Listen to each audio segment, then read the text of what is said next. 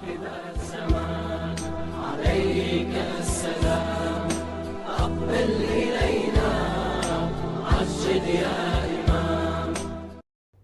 باللہ من الشیطان الرجیم، بسم اللہ الرحمن الرحیم۔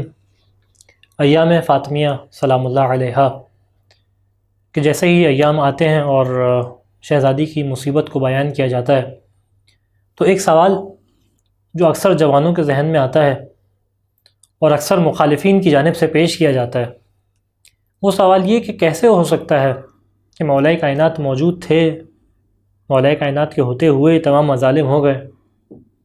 یعنی کیسے ہو سکتا ہے کہ علی جیسا شجاع شخص موجود ہو، فاتح خیبر، فاتح بدر و حنین موجود ہو، اور اس کے ہوتے ہوئے، اس جیسے شجاع شخص کے ہوتے ہوئے کوئی اس کی زوجہ کے اوپر، وہ بھی زوجہ کے جو ودیعت رسول ہے، جو رسول کا دیا ہوا تحفہ ہے، جو رسول کی دی ہوئی امانت ہے، اس امانت کے اوپر یہ تمام مظالم ہو گئے اور مولا کائنات دیکھتے رہے؟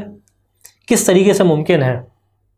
اور گویا کہنے والا جب یہ اعتراض کرتا ہے، یہ سوال کرتا ہے، تو اس کی غرض یہ ہوتی ہے، اس کا مقصد یہ ہوتا ہے کہ اس سوال کے ذریعے سے یہ بات کہے کہ دیکھو جب مولا کائنات موجود تھے اور آپ کہتے ہیں کہ ان کے ہوتے ہوئے مظالم ہوئے، تو اصلاً یہ مظالم ہو ہی نہیں ہے۔ کیوں نہیں ہوئے؟ کیونکہ مولا کائنات تھے تو ان کے ہوتے ہوئے اصلاً متصور نہیں ہے، انسان تصور نہیں کر سکتا کہ امام کے ہوتے ہوئے مصیبت اس طریقے سے ہو جائے۔ لہذا ارادہ کیا کہ اس شبہے کا آپ کی خدمت میں جواب پیش کیا جائے۔ اس کے جواب کو آپ کی خدمت میں دو مراحل میں پیش کرنے کا ارادہ ہے۔ پہلا مرحلہ وہ ہے کہ جہاں جواب نقضی ہے، اور دوسرا جہاں جواب حلی ہے۔ جواب نقضی یعنی کیا مطلب؟ یعنی یہ کہ اس جیسے مسائل، اس جیسے قضیے اور بھی جگہ پائے جاتے ہیں، اس جیسا کام اور بھی جگہ ہوتا ہے، لیکن آپ وہاں پہ اعتراض نہیں کرتے، یہاں پہ اعتراض کر رہے ہیں۔ تو اگر اس اعتراض کو دیکھا جائے تو یہاں پہ کہا کیا جا رہا ہے کہ جب ایک طاقتور شخص موجود ہے اور اس طاقتور شخص کے چاہنے والے کے اوپر، اس کے محبوب کے اوپر ظلم کیا جا رہا ہے، تو کیسے ہو سکتا ہے طاقتور شخص اپنے آپ کو اس ظلم سے روکے رکھے؟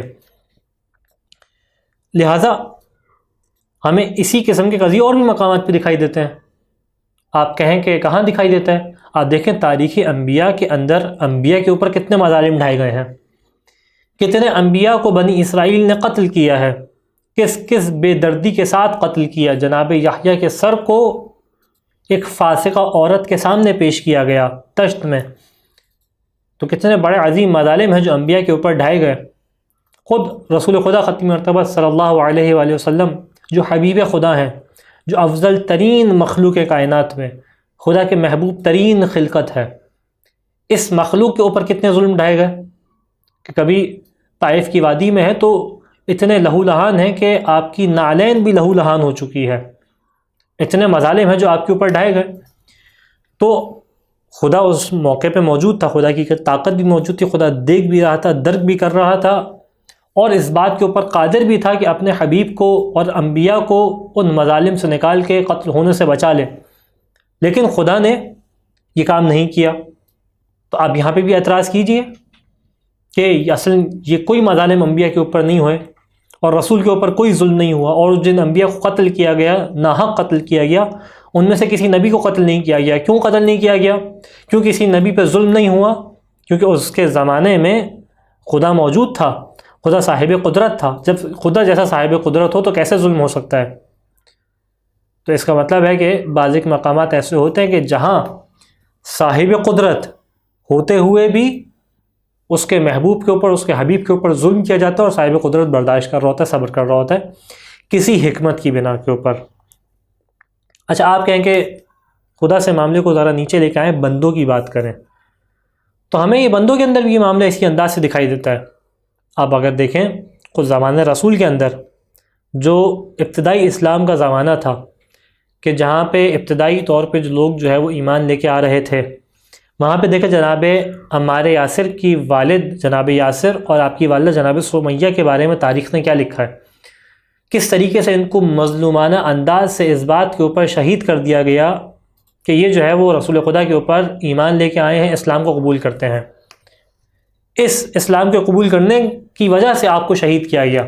یہاں تک آپ دیکھیں کہ جو ہے الاصابہ فی تمییز صحابہ میں حجر ابن عسقلانی کس انداز سے لکھتا ہے، وَعَذَّبَهَا آلُ بنی مغیرہ علی الاسلام، جناب سمیہ کے اوپر جو ہے وہ انتہائی ظلم کیا گیا، تعذیب کی گئی، عذاب دیا گیا، اور جو ہے وہ پریشانی کا سبب بنے کون؟ آل بنی مغیرہ۔ کس بات کے اوپر کہ اسلام لے کے آ گئے تھے؟ وَهِيَ تَأْبَى غَيْرَهُ حَتَّى قَتَلُوهَا، جناب سمیہ اس بات کا انکار کرتی تھیں کہ رسول خدا کے علاوہ کسی اور کے اوپر ایمان لے کے آئیں، اللہ کے علاوہ کسی اور کو مانیں، یہاں تک کہ آپ کو قتل کر دیا گیا۔ اور اسی واقعے میں کیا بیان کرتے ہیں حجر عسقلانی، اہل سنت کے معروف عالم دین اور انتہائی معتبر عالم دین ہیں، یہ بات آپ کے واضح اذہان میں رہے۔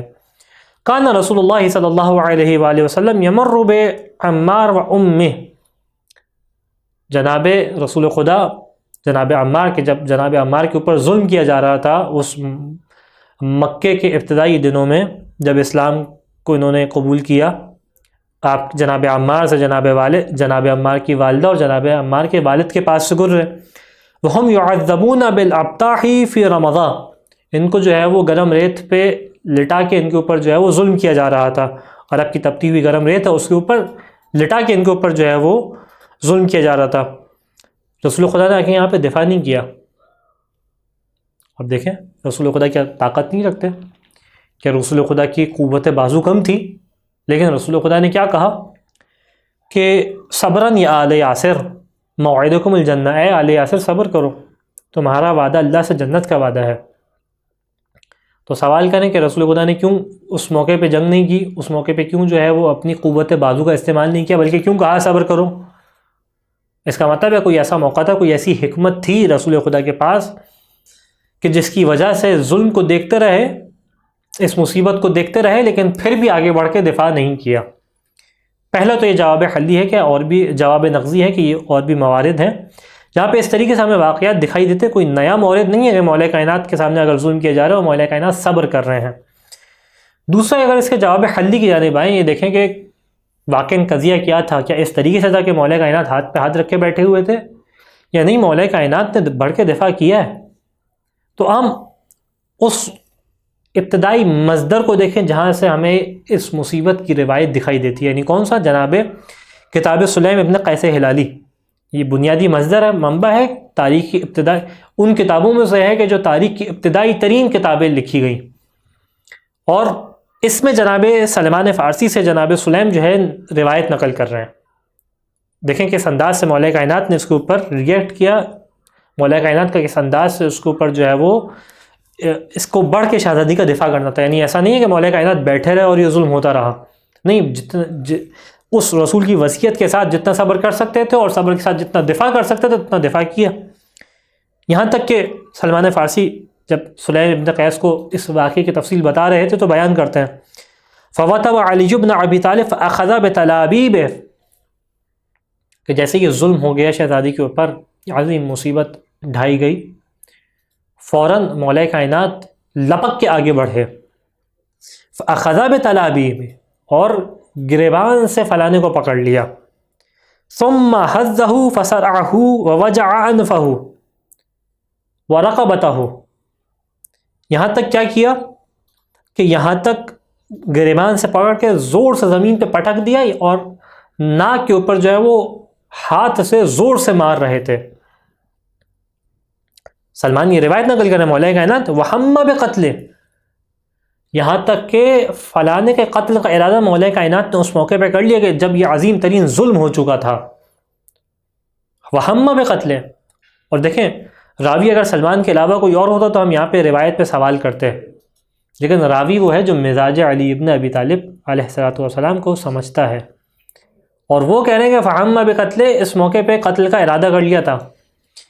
فذکر قول رسول اللہ صلی اللہ علیہ وآلہ وما اوصى به من الصبر والطاعة، اور جب قتل کا ارادہ کیا تو اس موقع پہ اللہ کے رسول کے اس قول کو یاد کیا، اللہ کے رسول کے قول کو یاد کیا، اور صبر اور اطاعت الہی کو یاد کیا، یعنی جو اللہ کے رسول نے صبر کے بارے میں مولا کائنات کو تلقین کی تھی اس کو یاد کیا۔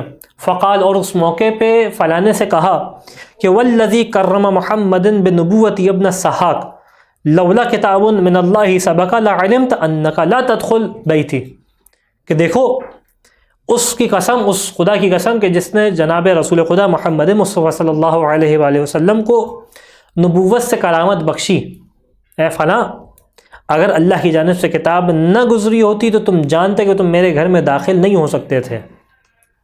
یعنی وہ جو اللہ کے رسول کی جانب سے وعدہ تھا، اللہ کے رسول کی جانب سے وصیت تھی، اس کی وجہ سے تمہیں چھوڑ رہا ہوں، ورنہ تمہیں اس بات کا نتیجہ معلوم چلتا کہ جو تم اس انداز سے گھر میں آئے ہو.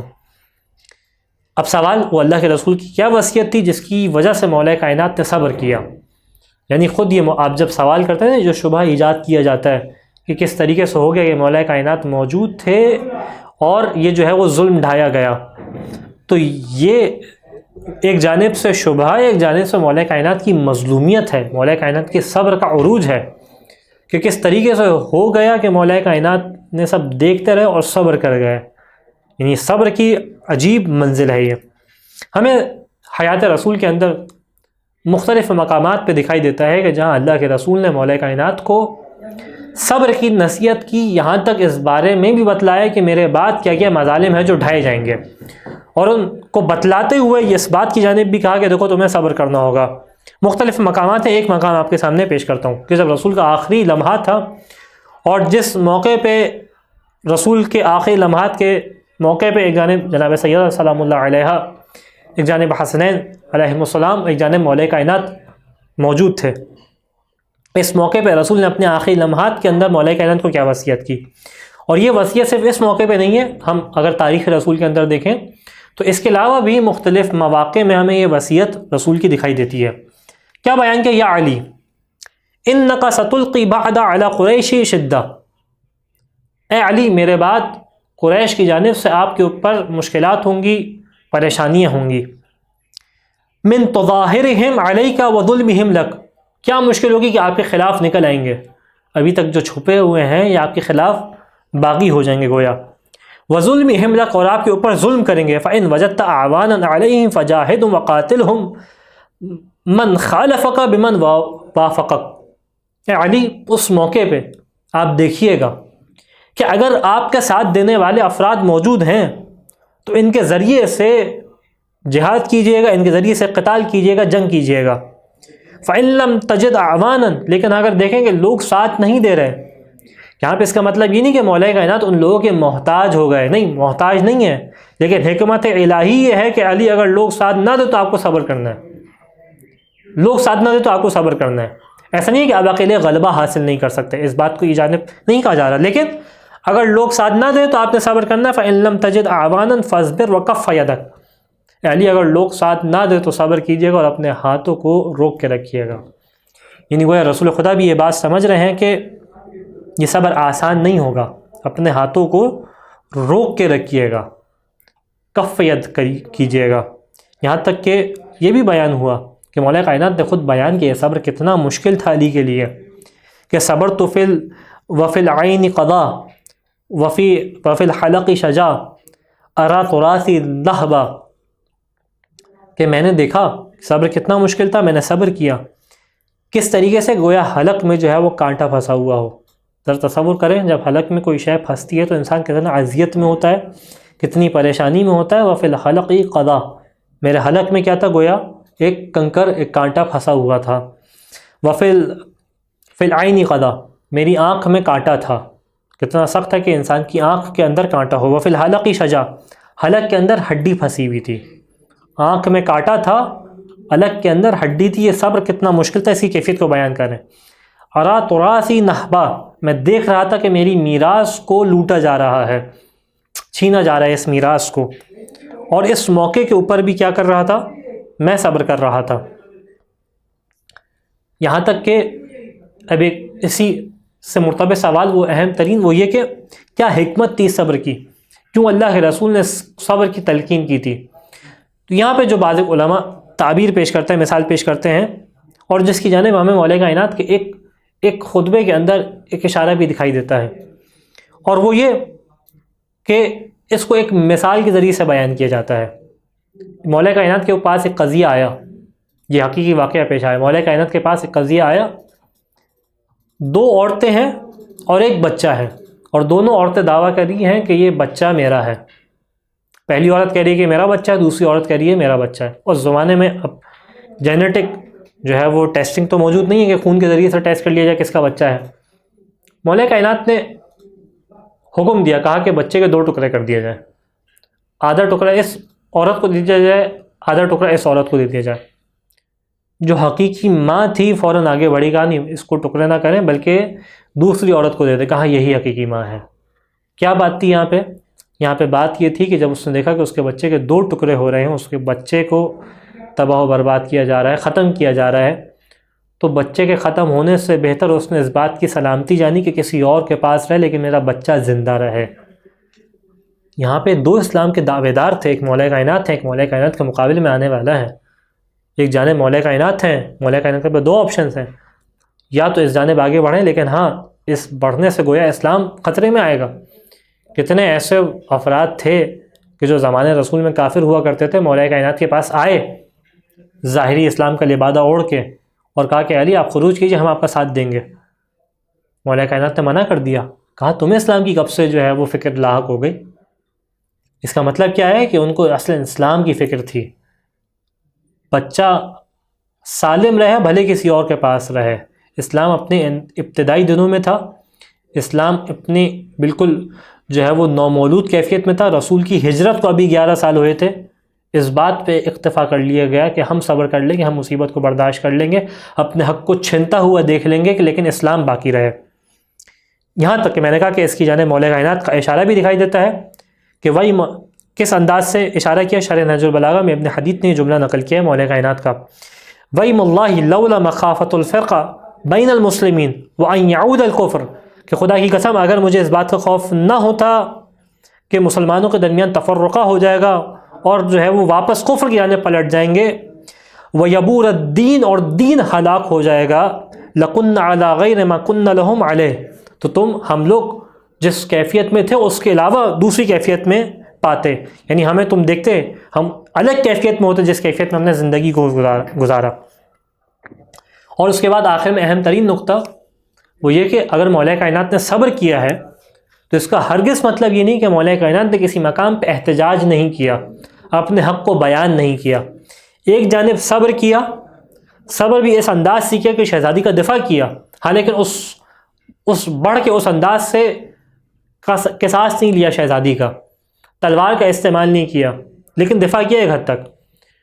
اور دوسری جانب کیا تھا، ہمیں کئی ایسے مواقع دکھائی دیتے ہیں کہ جہاں مولا کائنات نے باقاعدہ اپنے حق کو بیان کیا، سامنے والے کے ظلم کو بیان کیا، اس چیز کو بھی بیان کیا دیکھو جو تم کر رہے ہو کس طریقے سے باطل ہے، قرآن کی روح سے باطل ہے اور حدیث رسول سے باطل ہے.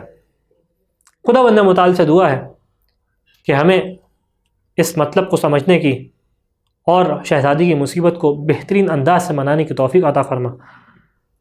وآخر الدعوانا ان الحمد للہ رب العالمین.